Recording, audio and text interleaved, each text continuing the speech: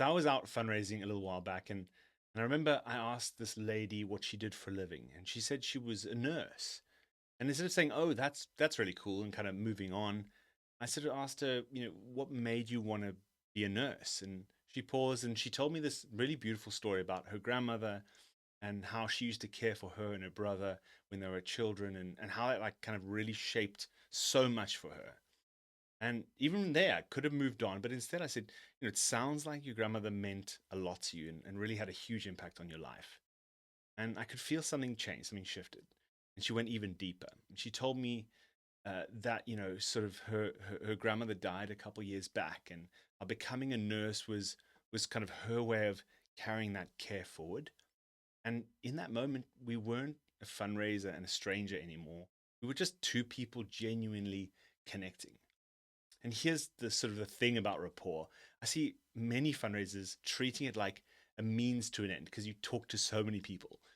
Ask a few questions, tick the box, move into your pitch. But I don't think that's really rapport. That's just sort of small talk with an agenda, I guess. Real rapport comes from genuine curiosity. It's about starting with maybe a surface level question, and then going deeper and even deeper. Not because you're following sort of a script or a tactic, because you're actually interested in the person in front of you. People do love talking about themselves, but I don't think it's because they're conceited or self centered. I think it's because they want to be seen, they want to be heard, they want to be valued. And you can give someone an incredible gift, whether they sign up or not.